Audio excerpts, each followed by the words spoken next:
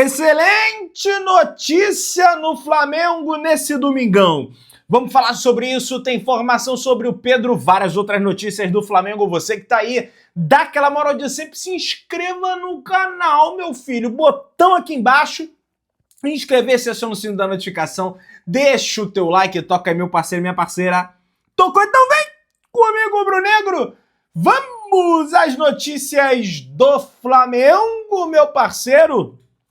Minha parceira rubro-negro, Flamengo dormiu na liderança desse sábado para hoje, domingo, segue na liderança até este momento que eu estou gravando esse vídeo aqui, após a vitória por 3-0 em cima da equipe do Sport no estádio do Maracanã. E hoje, mais tarde, às 6h30 da tarde, o Palmeiras enfrenta o Juventude no Alfredo Jaconi. Olha, de bate-pronto, já vou falando pra vocês aqui, é lógico que eu vou assistir o jogo, é lógico que você quer o Palmeiras.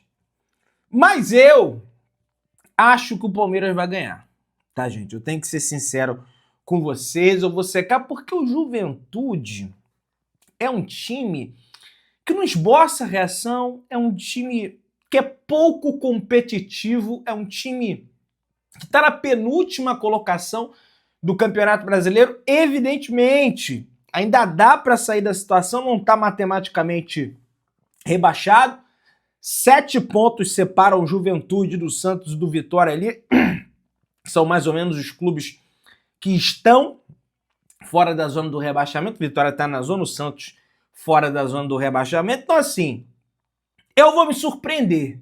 Eu prefiro ser surpreendido, tá? Do que botar muita expectativa e acabar me decepcionando.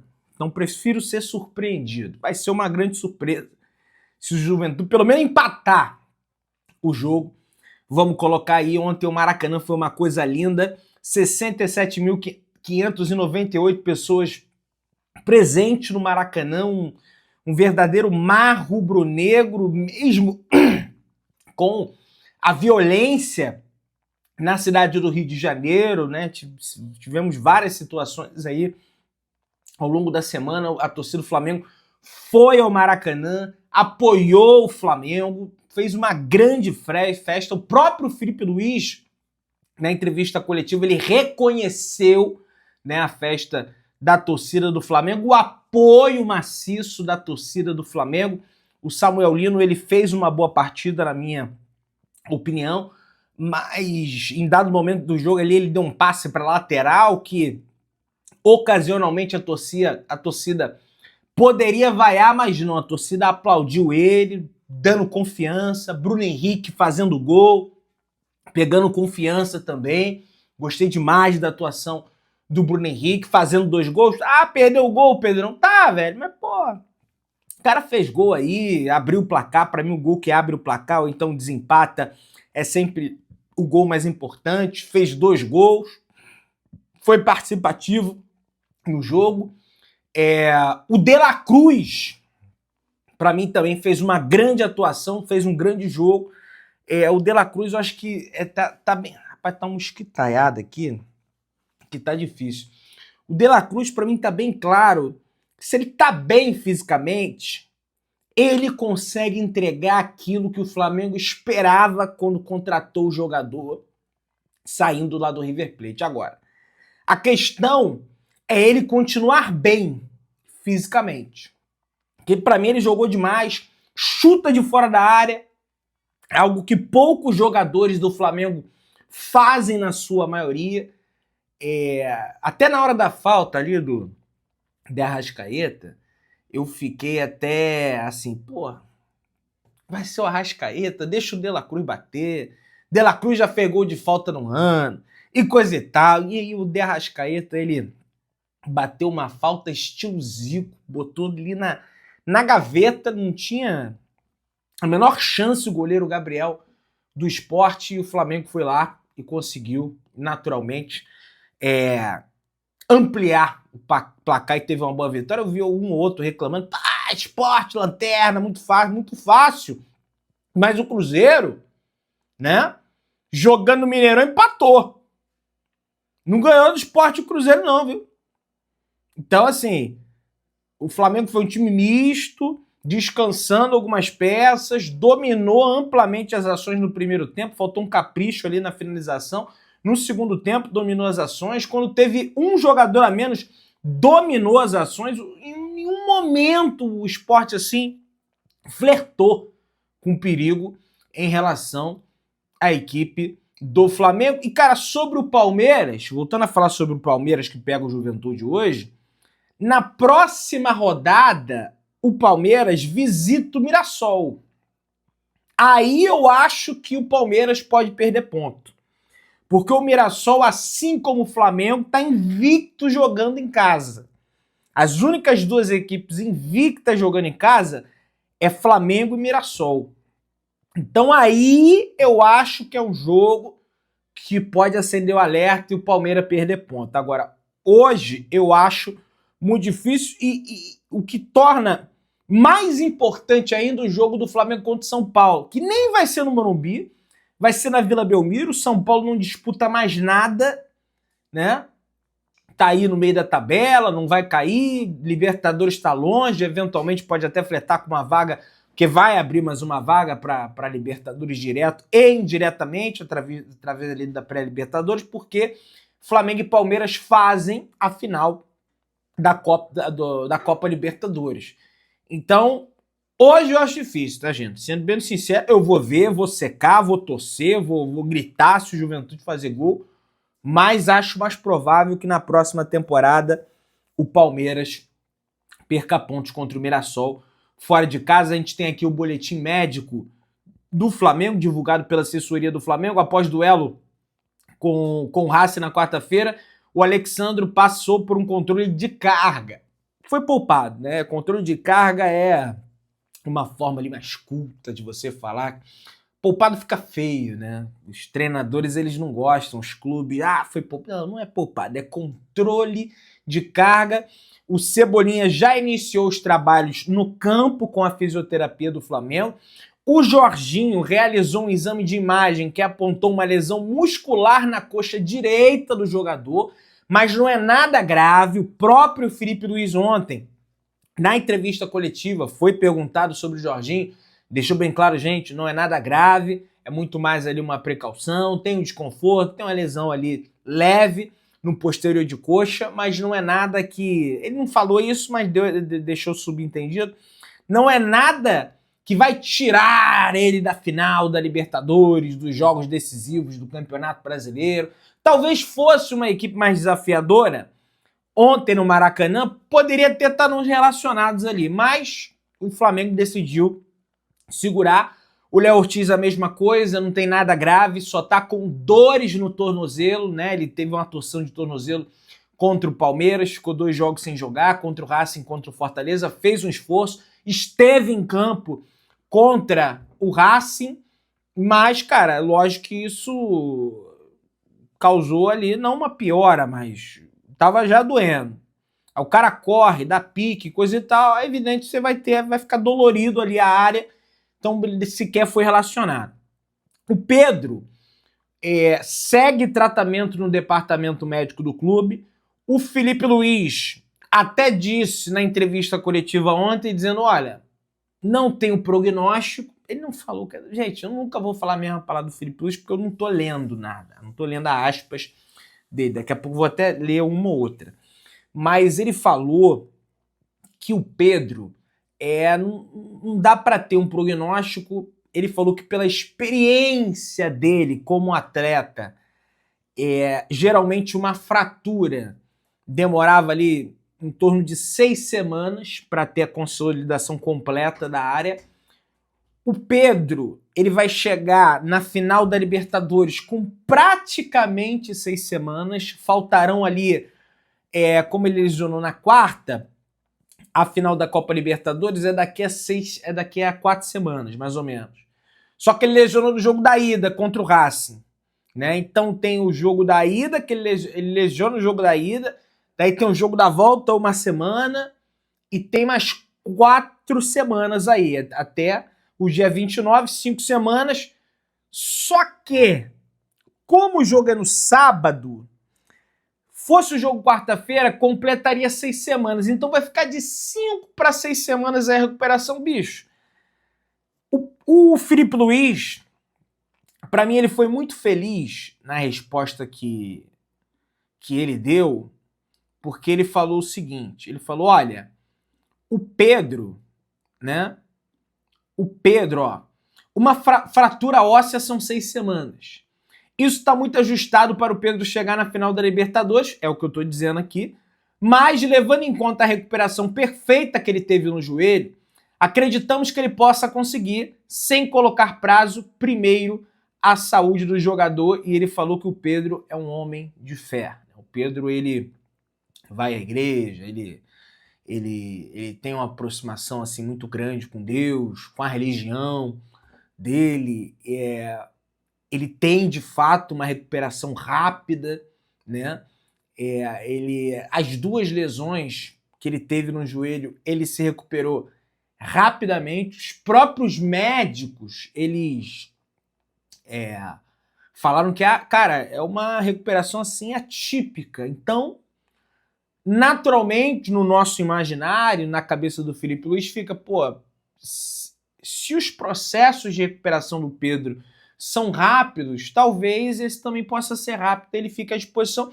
E tem uma outra coisa, o Pedro não perde noite de sono, o Pedro não bebe, o Pedro tá lá na casa dele, tratando o braço dele, vai no CT, faz o que tem que fazer. Então, o cara que se cuida mais naturalmente, além da sua vida no clube, na sua vida pessoal, é natural, lógico, além da resposta do corpo dele, do organismo dele, além disso, é natural que ele se recupere mais rápido.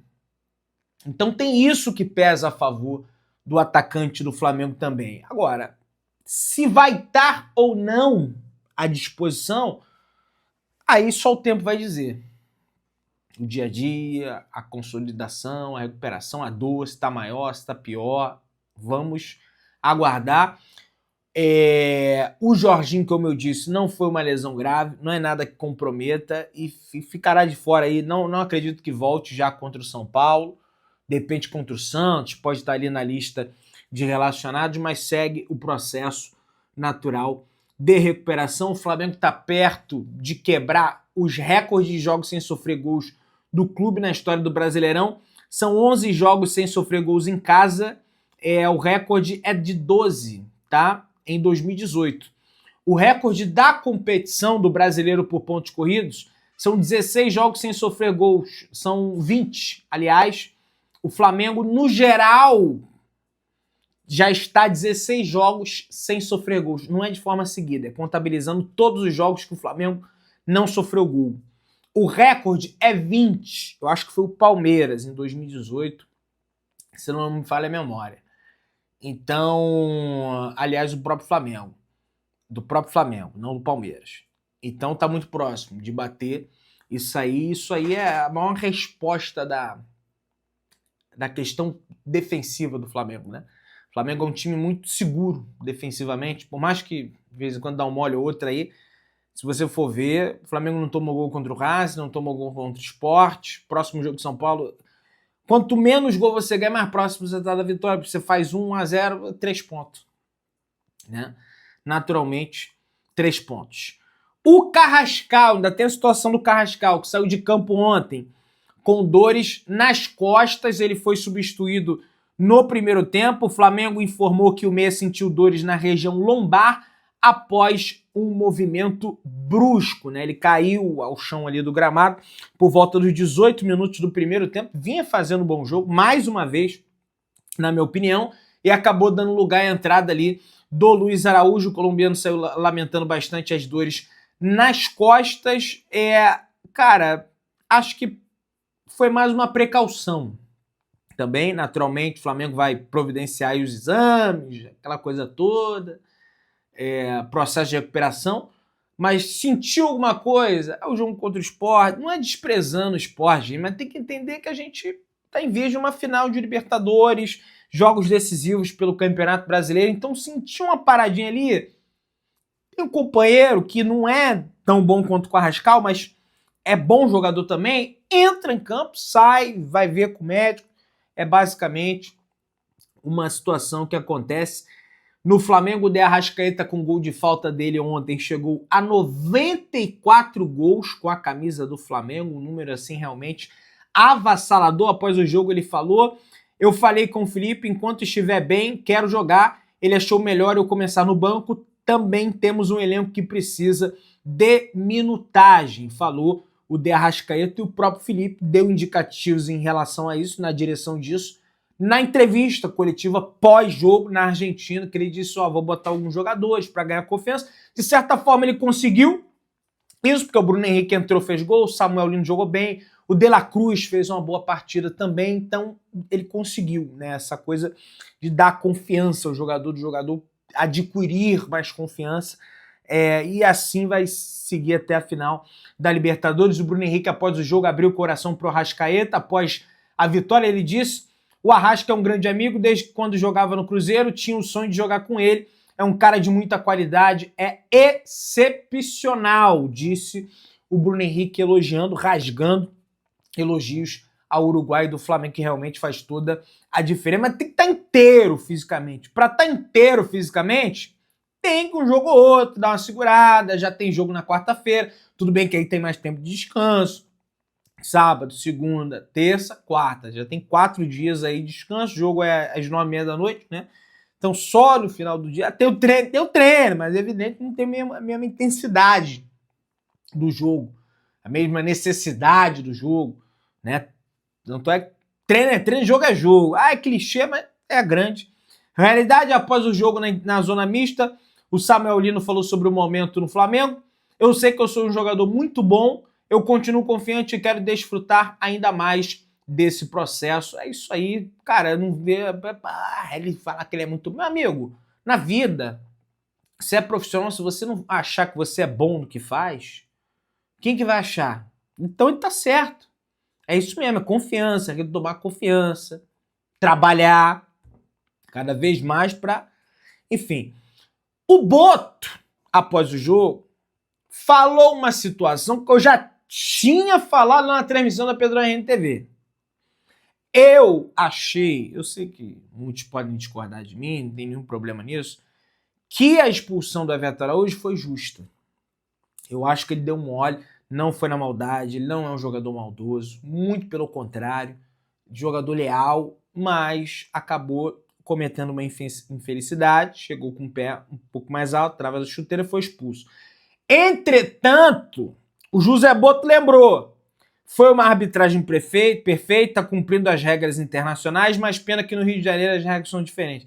Ele está se referindo, ele não falou, mas ele está se referindo ao Gustavo Gomes, que no jogo contra o Cruzeiro, na rodada passada, no Allianz Parque, deu uma entrada criminosa no Kaique.